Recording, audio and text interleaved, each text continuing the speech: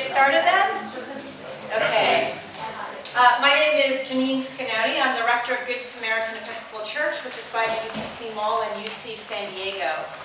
I am speaking to you about Franciscan spirituality and Fitbits today because I was formed as a Third Order Franciscan, which is an Anglican religious order of people both lay and ordained, men and women, married and single, whose job it is, or whose call it is, to serve Jesus Christ in a Franciscan spirituality environment. And I offered this presentation today because I discovered in my use of a Fitbit, that I started using a few months ago, something very akin to following the Franciscan rule of life. And so I'm going to discuss that a little bit with you today, and then we're going to delve into Franciscan spirituality itself and share a little bit about that. On the left, you see some of the displays that you get on a Fitbit and your personal phone, on your Fitbit app. And what a Fitbit is thought to do is to measure exercise. It's counting steps, it's counting miles run, laps that you swam, or whatever. But in actuality, it's a very balanced tool. It also measures how much you rest and sleep, your heart rate, how many glasses of water you consume, the number of calories you eat.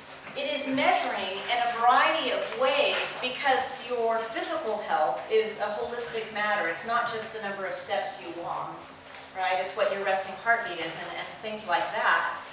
And in that way, and I forgot to mention, it also inspires you. So those of you who have Fitbit, you know that in about half an hour, it's going to notice that I'm not walking. It says, hey, Janine, you want to get up and take 250 steps? Or it'll say, feed me. And if I walk those 250 steps, it'll say, you crushed it, way to go. So it's offering encouragement and spurring me.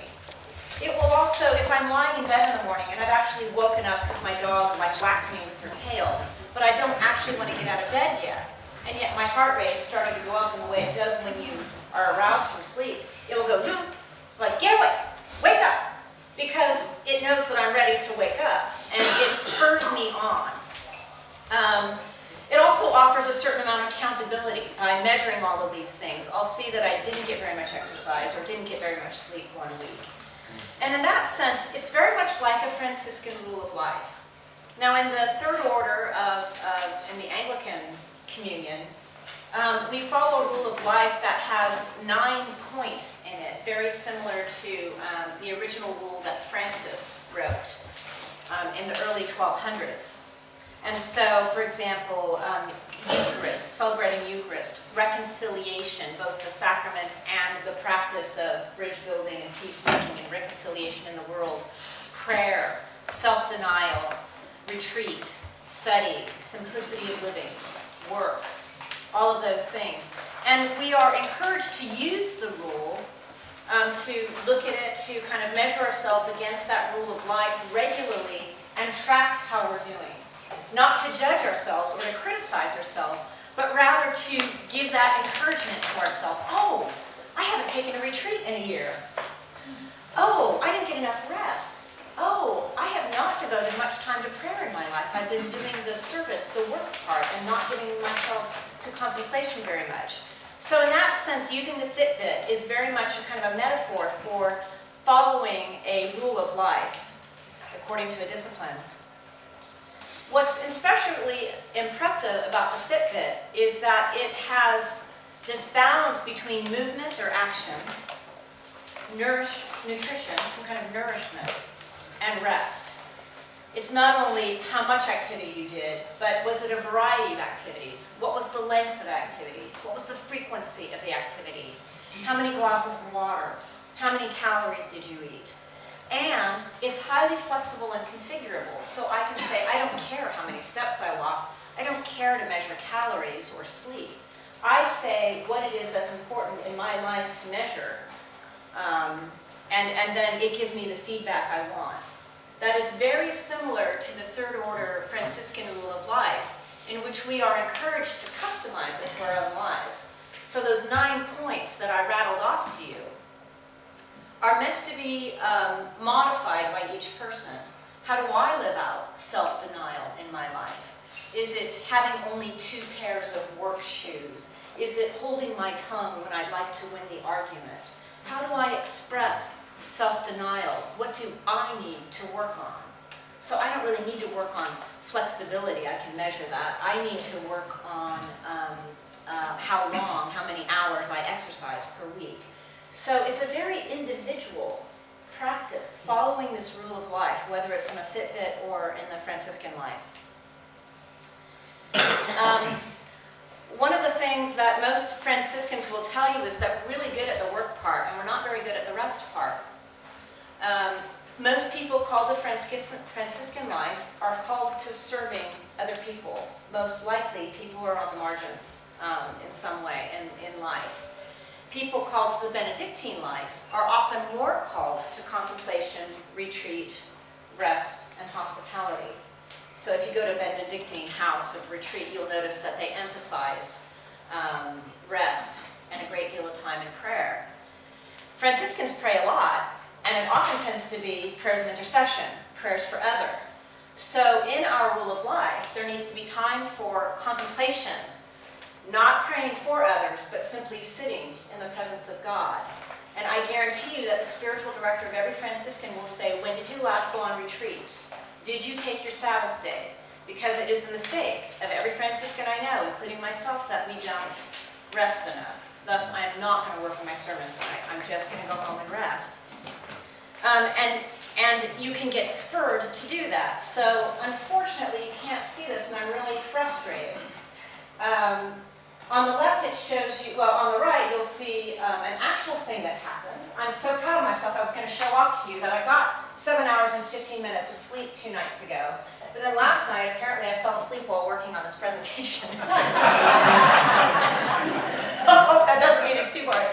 But you can see that what happens is it gives me a very accurate representation. Even when I thought I dropped off for 15 minutes, which is what I thought happened, I slept for an hour and a half on my sofa last night. So it gives you an accurate representation. And it gives you an insight into your sleep stages. So it will show you how fruitful your rest was. How many times did you wake up? And it's very similar to asking ourselves, how many times have I engaged in contemplative prayer?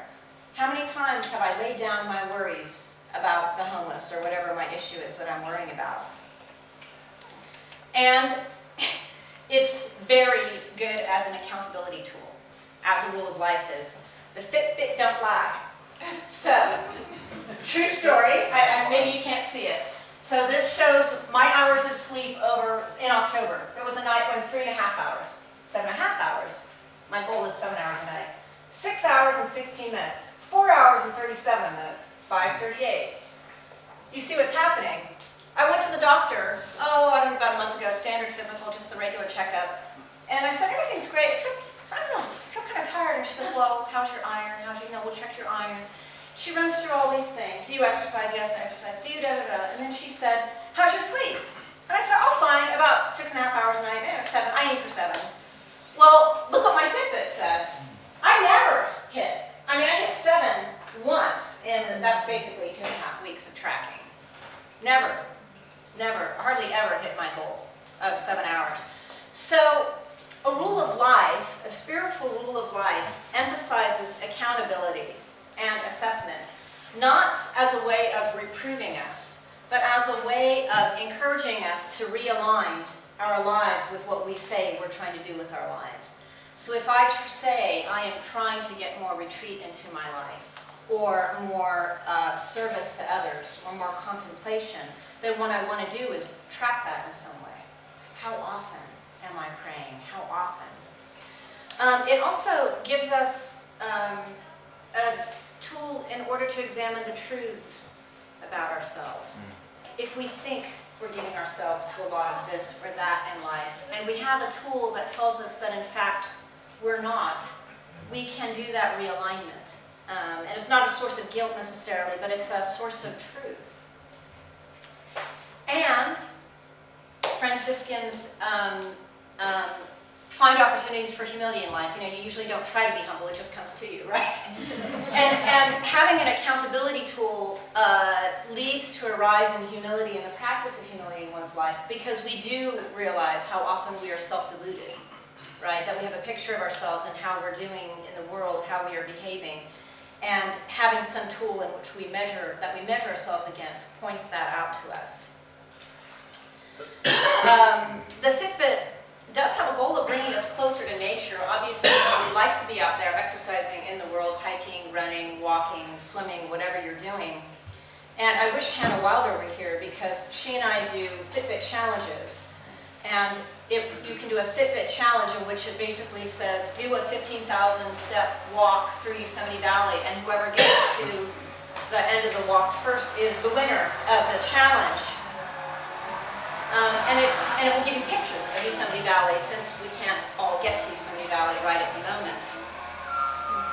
And the advantage of this is it reminds us that we are, as beings with divine light in us, a part of the creation around us, of a key value of Franciscan spirituality, being a part of all creation, being at one with all creation. And when I say all creation, I mean every pine needle, every worm, every clod of mud, every bit of tar, every construction truck on Genesee Avenue in front of the church on Sunday morning.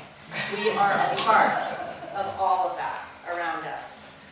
And what I like about the Fitbit is that it reminds that by actually summing up pictures of nature and letting you simulate, as much as you can, being in nature.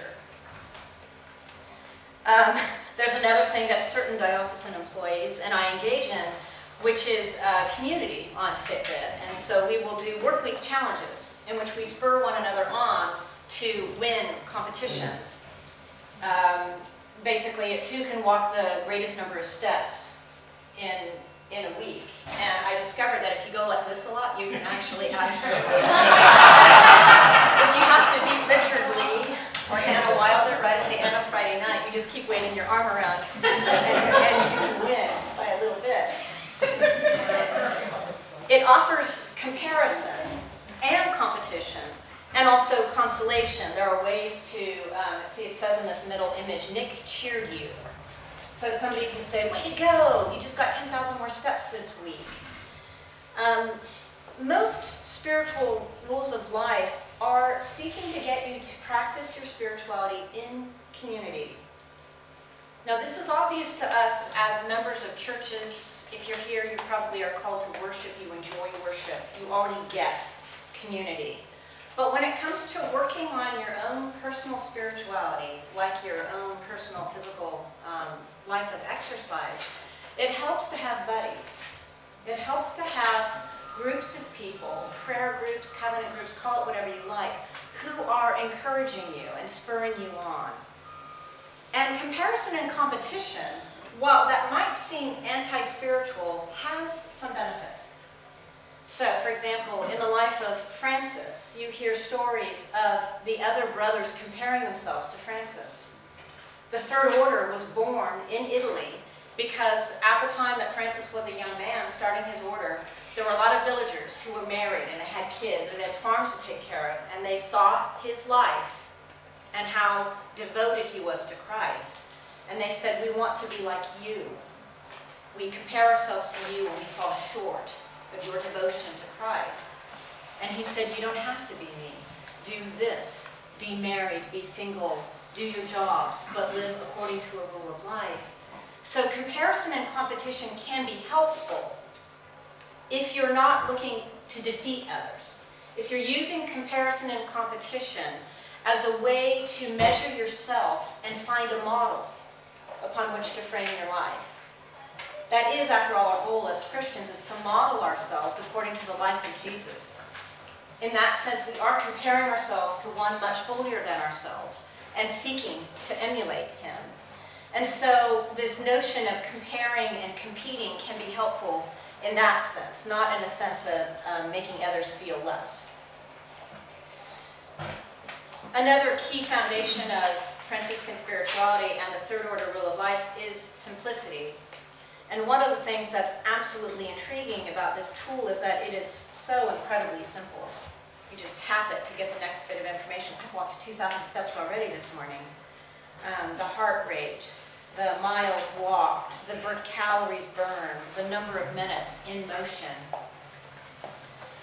And the reason that is a key value in Franciscan spirituality is that people trying to find a way to mimic Francis's embracing of poverty. And when I say he embraced poverty, as you know, he gave up everything he had in a radical way, really no possessions. They didn't possess any place to live. They slept in barns. They refused to accept gifts of houses to live in. They refused to accept gifts of animals. They only accepted gifts of food because he wanted to align himself with the poor and be completely surrendered to the will of God, so that everything that came to him was grace, and his brothers, was grace and a gift. St. Clare did the exact same thing in her order, extreme poverty. All they had was the one robe they wore and one pair of sandals. That's not realistic for people in the third order, and when people have lives, they have children, they have elderly parents to care for, and so we express it as simplicity. Doing with less, right? Keeping the exercise simple.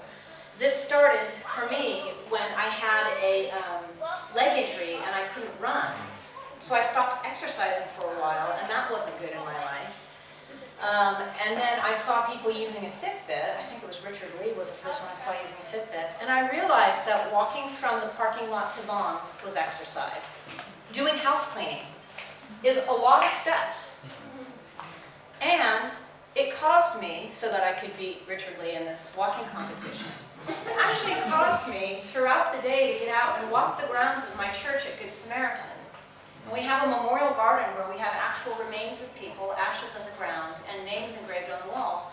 What I would do is several times a day walk the grounds and then stop at the memorial garden wall and pray for all the people on the wall.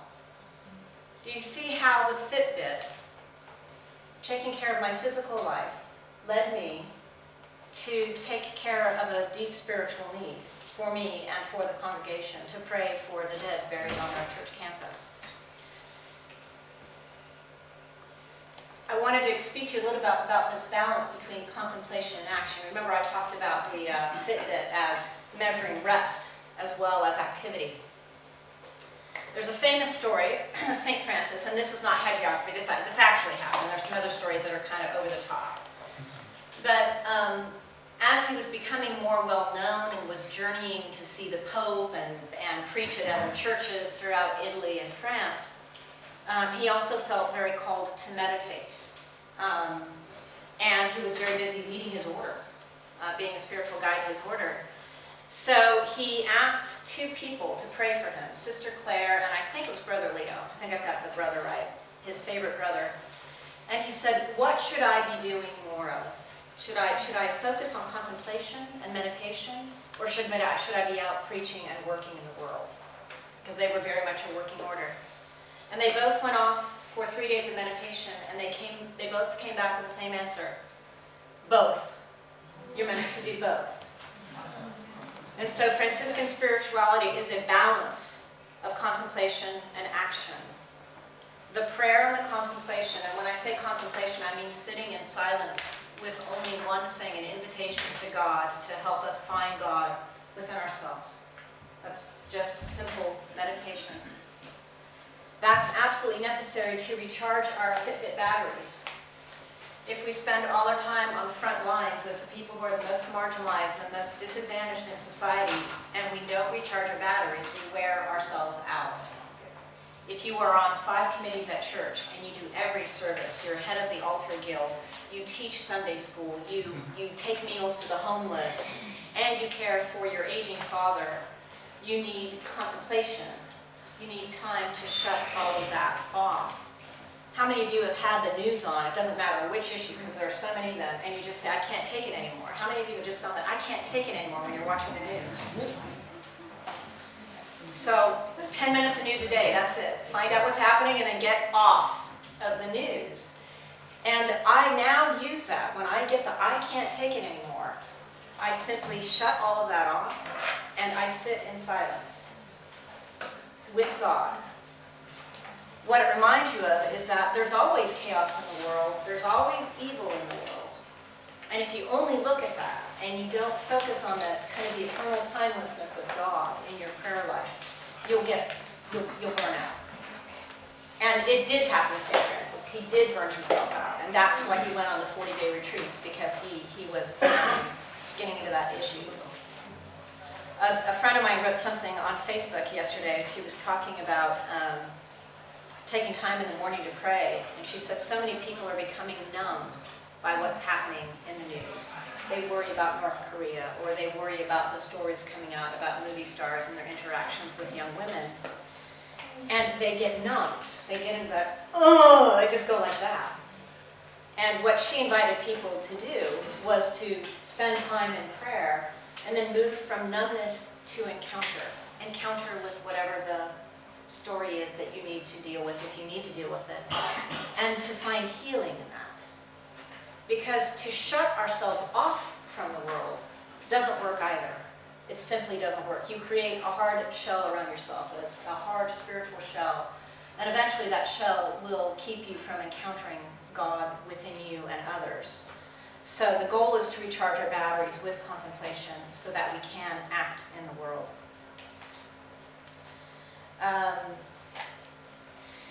Franciscan spirituality is very much about faith in action.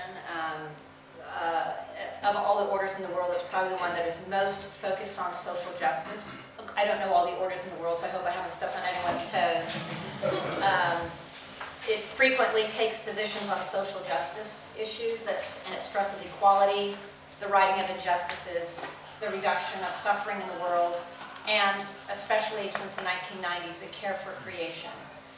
It is exactly in line with almost everything that Pope Francis wrote, or Pope John Paul II, and it's identical to almost all of the Episcopal Church's stances. If you look at the Public Policy Network or anything our presiding bishops send out, it is almost always in line with the exact same values. But one of the other things that we're reminded of is that when we're present to others, in their suffering, in their joy, whatever moment it is in their life, we are encountering the presence of God.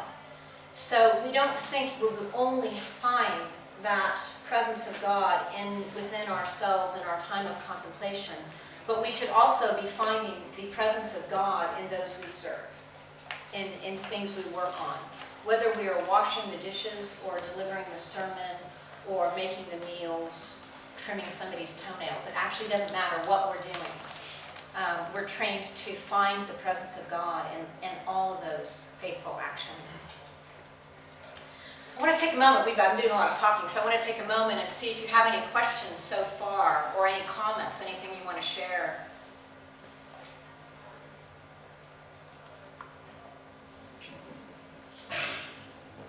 Yeah. Does the Fitbit work with bicycle? Does it measure? Yes, I don't cycle at the moment, but it does measure cycling, and it does that by noting how you're moving through space and your heartbeat. Yeah.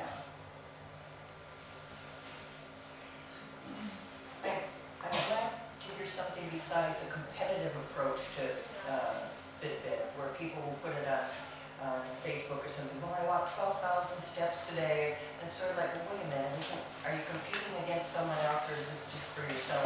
I hadn't thought about these different spiritual aspects of this. Yeah, it can spur you on, and it can help you understand how you should also be spurring one another. These are all church people, all diocesan employees and priests that are doing with this, and I realized, hey, we could say encouraging words to one another about other things besides how many steps we're taking.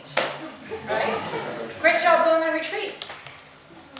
Great job taking Friday off. Okay. I think, well, this is getting at something that Richard Rohr likes to talk a lot about. He talks about finding contemplation, not only in prayer, but in study and in work. We've talked about this. But what he talks about is encountering the eternal now, that is the presence of God, who is now and for always, the only timeless, unchanging thing in existence. And we do that by acknowledging that everything else is transitory, that there is death in everything. that there's a passing away of everything. And while that might sound discouraging to people, in actuality, Francis found it very encouraging. So the verse that he loved the best was, "Unless a grain of wheat fall, nothing can grow," from Matthew. Because he saw the death of Christ, and then of course his resurrection, as the central moment of Franciscan spirituality, the suffering, death, and eternal life. So what we seek to do is kind of experience that eternal now in everything we're doing. Looking at the long game. I call it looking at the long game when I get stressed out. What's the long game here? And by doing that, we're embodying love and joy and humility in our lives. These are the three pillars of Franciscan spirituality. And we say that they're gifts. You can't try to be humble. You can't work at loving. You can't make yourself feel joy. But if you are called to a Franciscan charism, those things naturally come to you. You naturally feel love for creation and other people. You naturally experience joy, even in hard and poignant moments, such as at memorials. How many of you experience joy at funerals, memorials, or sitting with a dying person? Have you ever considered that it was odd that you were experiencing joy? Can you say something about that? Why it felt odd? It was just one of our parishioners recently in the hospital, and it was wonderful. It was far more for me than it was for her, I feel. Yeah. Diane, I don't know if they could all hear you. She was saying that when a member of her church was dying in the hospital and they visited, she experienced it as a wonderful moment. Anybody else, where you've experienced joy in a moment of pain or a hard moment? Sending a child to college. Well, you're pocketbook for that. Yeah. My daughter turned 50 yesterday, and that would be, I mean, normally I would go, how could that be? Yeah. But if we all went out to dinner, and it was such a joyous time, and I'm just so proud of her, that I'm just filled with joy and love. Yeah. But Yeah. normally, I would, I think if it wasn't, well, Yeah. you know what I mean. Yeah. No, I do. It's not about rejoicing in suffering itself. Right. It is about finding joy in a moment that people would normally consider a negative or an unhappy one in some way. And when you do that, you know that that joy is from God. Because that's not going to be a normal human reaction. It must be God. Yeah. When my mom passed, she had the most peaceful look on her face, and it was absolutely breathtaking and beautiful. Yeah. And yet I was losing my mother. So it was one of those. And did you experience joy Oh, of yeah. a sort? Yeah, Yeah. from that Yeah. look on her face. Yeah. Wonderful. Yeah. It's sort of our brush with the resurrection, right? So we're fortunate, we're post-resurrection followers of Jesus. It's always good news to us, right? No matter what we do on Good Friday, we already know the end of the story. Right. And that puts us in a different place than other people, because we see that there's a life that passes through suffering. And Francis, who deliberately caused suffering in his life in many ways, was very aware of that joy that had to come from God, because when you're hungry and you're cold and your stomach hurts a lot and your eyes hurt and you're still feeling joy, it must be God. That was actually how he looked at it. I find it fascinating that simplicity has become a fad. Have you noticed that simplicity is a fad in our life, in our culture now? There's this magazine called Real Simple. I think it's been around for a while. And of course, it gets you to buy stuff, so much for Real Simple. Have you noticed that the Real Simple magazine is still trying to sell you on cheaper versions? Cheaper things. Yeah, cheaper things. It's also called minimalism. And what I found is that it's a spiritual fad, like the Fitbit is an exercise fad. But what I find interesting about it is where people are going with it. So they're talking about getting rid of unnecessary objects. They're recognizing that, one of them, like if I wear, one guy's like, I have 2 pairs of khaki pants and 3 clergy shirts or whatever their work uniform is, and keeps my life simple. Just keeps my life simple. Having the same color towels. I finally figured out having dark towels and light towels is not smart because then you're doing 2 loads if you actually separate your colors. So all dark or all light towels so you can wash all your towels in one load. There is a certain freedom to simplicity in life, right? I saw criticism. I have a friend who runs a little Facebook group on minimalism, and she wanted me to join it because of my Franciscan training. And they were having these challenges, not competitions, but urging challenges to one another to like get rid of 4 things on the 4th and get rid of 5 things on November 5th and get rid of 6 things on November 6th. And I actually found it to be work. It felt like it was exhausting just listening to it, right? But they were enjoying the communal practice of trying to do less. The other thing that simplicity requires is sharing. If you aren't going to buy everything, then you're going to have to share it. An example of this, and I'm sure some of you run into this, when I bought my first house, I was a young single mother, and the neighbors next to me came over soon after I moved in, and they said, you're probably going to want to go out and buy a bunch of gardening tools, but don't do it because we have them all, and you can just borrow them from our garage. It saved me hundreds of dollars. But then they said, but we don't have a whatever. We don't have a cultivator, we don't have one of these, so if you could buy one of those and we could borrow it from you, that would be great. That's an example of what people choose to be simple, to be minimalist. But the fact is, our economy, the world economy, is changing, and it's actually going to force people to share for the sake of survival. And that won't necessarily be a bad thing from a Franciscan point of view. To recognize that we're not all going to live in 2,000 square foot homes, that we're going to live in one room of a home shared by an entire 3-generation family like the rest of the world does. To drive a smaller car with an electric battery as opposed to a gas-powered car. This is probably going to happen anyway. And that would be a great thing from a Franciscan point of view. I'm curious whether any of you have consciously adopted minimalist or simple practices to make your life simple. Do you want to share? Does somebody want to share? I saw you ask that. Yeah. Well, I remember, living in my house, it was a 4-bedroom house.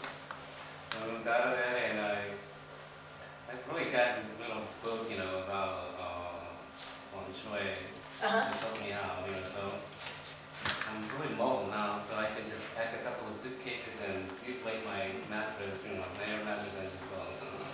So you moved from a 4-bedroom house to a smaller dwelling, a smaller home? Yeah, and I think, at the beginning it was because we usually get attached to things, material things. But then, I just find myself, the freedom that I can just go anywhere. And it's just, I don't miss any of that. Just give it away or sold it. Most of it, just give it away. Okay. So, Which benefits others. Somebody needs whatever thing you were giving away. Any other people who have some kind of practice of simplicity or minimalism? Yeah. I also, over the years, of just various reasons, have given away everything. The last thing I had to do this last year was to scan family photos that I had inherited from great-grandparents and parents, and scan all that, and leave a lot of the original documents with, thank goodness, a daughter, because I didn't want anything in storage. So, this long process, and as it got down to my beloved books, that was my last thing where I had to say no, and so that I wanted everything I owned to just be in my car. Yeah. And that's my lifestyle right now, so that for what my focus is, what I'm trying to do with my life right now. But it's a long process, but it's so freeing. It is. And as I say to some people, they think it's macabre, but I said I've already dealt with end of life. Nobody has to go through my things, nobody has to do that for me, and having had to do that for parents and grandparents, Yeah. I'm glad I got to pick and choose what's important in my life and what was important it's really so free. Yeah. I recommend. No, thanks for sure. Freeing is the goal. Oh, well, I just wear the same skirt and clergy top every Sunday. Oh, yeah. I mean, clean, but The uniform, a work uniform, or a life uniform. It really is, me too. It's just it's so easy. so much easier. I really love this. Any other? So I'll tell you a funny anecdote. I was in seminary, and usually I tried to, and my daughter was back east going to college in Connecticut to be near me. And we tried to go back to the San Francisco Bay Area where my entire extended family is for Christmas every year. But one year it was just going to be way too expensive, and I just decided I can't do it, so we're going to have to stay in New Haven. And it was the year of snowpocalypse. It was like 18 feet of snow outside, and I don't really like the cold or the snow, and there's lots of dark, muddy slush. And one of my professors found out, and he invited me to his house for Christmas Eve, and we were going to go to midnight services at the local Episcopal church with him. And then we had a grand feast of, I was going to make, roast duck and all these other things for just my daughter and me. Very different Christmas. My daughter woke up on Christmas Eve morning with a severe cold. Very congested, really miserable. There was no way she was going to be able to enjoy Christmas at all. So I went to Christmas Eve alone. I went to the party at my professor's house and then to the service at his church with him. And that was okay. It was nice. It was focused on Jesus. But I was sad because I'm away from my family. My daughter's sick. It's just going to be the two of us tomorrow. And the next morning I woke up, again, feeling bad that it was just going to be my daughter and me. And she was sick. So she didn't wake up early to open stockings. We didn't start cooking the massive meal together. And instead, what happened was we stayed in our sweatpants, is what you sleep in Connecticut. She was miserable, blowing her nose. There were piles of Kleenex all over the place. We were watching her favorite, she likes Christmas animated movies. And instead of spending hours in the kitchen making the fancy meal, we ate chocolate for breakfast. And then I did roast the duck. And then a little bit later, after a couple hours, I made mashed potatoes. And we opened our few presents throughout the day, eating chocolate, watching Elf and other Christmas movies. And at 2 o'clock, I burst into laughter, and Georgia goes, I said, I don't know why, but this is the best Christmas I've ever had. And I love my sisters and their families. I love my nieces and nephews and my brothers-in-law. I absolutely love them. I have a great time. But it's stressful, flying across the country, getting presents for everybody, opening the presents, drinking the wine. And it was such a simple Christmas that it opened my eyes to how we could be more rested on the feast day of the birth of Christ. Wow. So it's often having something taken away from you and recognizing that it was a gift. Does that make sense? Mm-hmm. Minimalism, you don't always choose it, but then it comes to you and you say, hey, that was great. I'm not swearing. Francis was medieval. And so when we think about Franciscan spirituality, I said in the 21st century because there are some things that Francis thought that we rewrite now in our understanding of God. He mortified his body through fasting, just being cruel to it, making it cold. He thought that the suffering of his body aligned himself with Christ's suffering on the cross. But he also spoke of his physical body in very negative terms. He was celibate and struggled with that, and so he felt like he was always trying to wrench his body.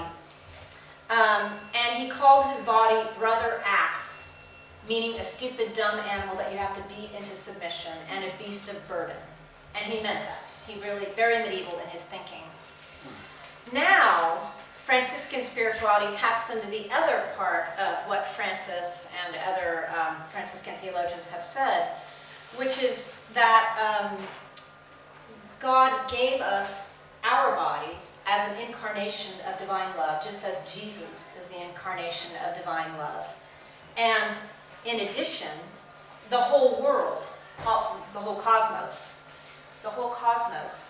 is a manifestation of divine love. So when we talk about being connected to creation, we're connected to every atom in the universe and multiple universes if they're out there. Immensely important and not important at all, like little specks And that's a freeing thing to us. So we rejoice in our bodies. Using a Fitbit would be a very Franciscan thing to do now. I'm sure they all have them walking around with them. That idea, if you want to read up more on this idea, this notion of the body as the incarnation of the body of Christ, I recommend you read the work of Ilia Delio, who is a Franciscan nun writing. And is it Sally McFarlane? No, Sally McFague. Sally McFague wrote a book years ago called The Body of God. She's a Presbyterian theologian, with the exact same notion of creation being the body of God. Okay, I'm going to skip on there. Janine, Yes. Richard Rohr's meditations this entire week is on that subject. Yes, it is. I saw that. I think I have one of those in here, maybe. I wanted I'm sure all of you, when you think of St. Francis, you think about ecology and animals, right? Care for creation. So it is true that Franciscan spirituality does find joy and beauty in nature, that you'll often find this attraction to natural beauty, needing time in nature. But it's also true that most Franciscans are deployed in urban ministry around people. It's because people are concentrated in urban centers. And poor and disadvantaged people are often concentrated in urban centers where they can obtain services. So while there's this view of Franciscans as being very out in nature, most of them aren't working in nature at all. Most of them are living in very small little dwellings in the Tenderloin in San Francisco, in downtown LA, in very small homes, tending to the needs of urban people, very similar to many of the Episcopal churches in this diocese that are kind of congregated around the city. The other thing that Franciscans are spending a lot of time is the issue of climate change, like Pope Francis and his writing on Laudato Si. Most Franciscans are working in the vein of climate change and advocating for things like the end to fracking, alternative sources of energy, ways to protect the most vulnerable communities that are already being affected by the rising of sea levels for whatever reason. Those are most often the poorest people in society. The other thing that Franciscans are working on is trying to change the mindset to move people from competition for resources, which is the world's way of looking at the world economy, our own needs, to understanding this is a world of cooperation and the sharing of resources. That picture, unfortunately, is there any way I can make that picture larger? That picture is a rowboat in a sea of plastic bottles and junk that float around the ocean. You've probably heard there's now an island of plastic about 5 miles wide floating around the oceans of the world. And it's due to us. It's due to our water bottles. It's something that we can change. And so Franciscan spirituality really does call us to accountability for how we treat our environment. The other thing that Francis was noted for was peacemaking. You've probably heard the story of the wolf of Gubbio. Villagers wanted to kill a wolf that was apparently coming in and killing animals in the village, and Francis purportedly had a talk with the wolf of Gubbio and told him to stop hurting the villagers. And then Francis talked to the villagers and asked them to not kill the wolf. Very famous story. What he was doing there was being a bridge builder between people of, diametrically opposed views of what should happen. When we say the word reconciliation in the church, it is sometimes thought of as the sacrament, a confession, a recognition of personal sinfulness, and the need to ask for God's mercy and redemption. In other words, getting reconciled with God. But Francis was very much of that mindset. But he also emphasizes overall goodness of creation and God's grace constantly being a gift to us in creation and in our spiritual lives. So now what we're emphasizing as Franciscans is reconciliation in our lives, in our relationships with one another, and also between divided peoples and issues. one of the things that you hear so much in church and in the media now is that we are very polarized people, that we're very much on this side or that side. And that is something Richard Rohr is also talking about a lot and preaching about a lot right now. One of the main themes in the Episcopal Church right now is racial reconciliation, working on breaking down the racial barriers that divide people in our own country. The reconciliation between oppressors and the oppressed in a way that acknowledges the humanity of all. You saw that in the Truth and Reconciliation Commission in South Africa. And there's also a 21st emphasis on reconciliation with creation, right? Asking for the ocean's forgiveness and getting rid of plastic bottles to cure the ocean. The way he phrases it, Richard Rohr, the famous Franciscan phrases it, is that we should be moving from either or thinking to both and thinking. At my previous job at All Saints, we weren't allowed to say but. I'm not kidding. Like if you said, I like that idea, but we always had to rephrase it as and. Great idea, and I'd like to offer an additional thing that contradicts what you just said. But what it does is it creates a bridge building between polarized positions. It avoids what we call dualistic thinking. There's light and there's dark. There's right and there's wrong. There's me and there's you, and I'm right and you are wrong. And the goal of this conversation is for me to get you to do what I want you to do. That polarizes people. Instead, we work in peacemaking by, one, looking for shared values. This is what Richard Rohr recommends. How do you make peace? You find shared values. So I am preparing to preach on Sunday, and I'm concerned about the number of shootings going on in our country and in the world. And I've reached out to church members who own a lot of guns and who like guns and who believe very strongly in the Second Amendment and the need to own guns. And all I did was listen. And everything I heard grates every value I have. I've never touched a gun.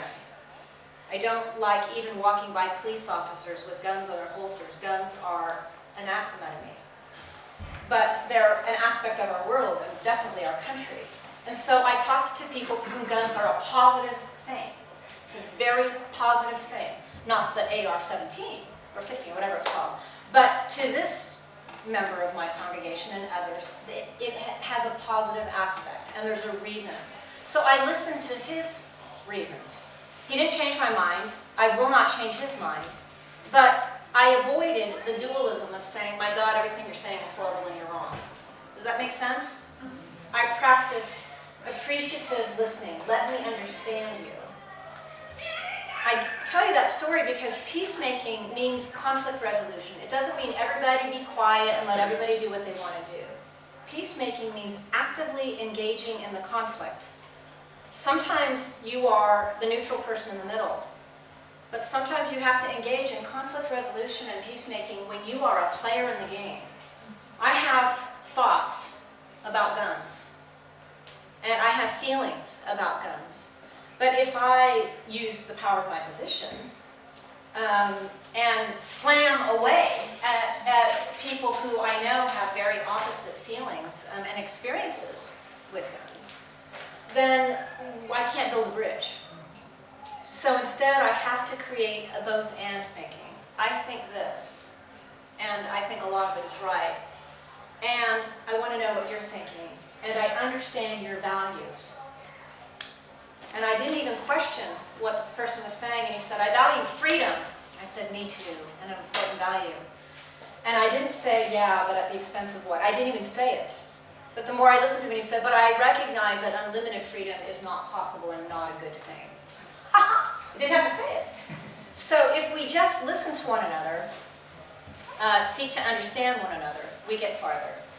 The way Richard Rohr explains both and thinking is by pointing to all of the stories in which somebody asked Jesus to render a judgment. And what does he do? Whenever you ask him, Jesus, is this right or this right? What does he do? He gives you a parable. Does he answer the question? No. He never, ever, ever answers a question. Why not?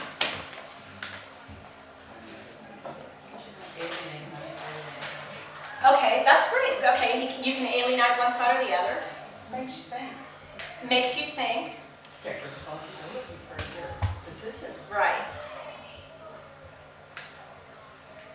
If he answered it and it wasn't the answer you wanted, you might stop listening.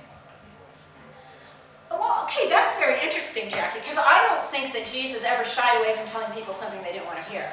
He did it all the time. I don't like a lot of what he says because it's just too hard. But it wasn't black and white.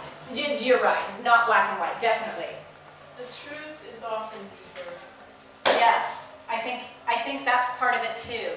That the both and thinking allows you to embrace all sides of it.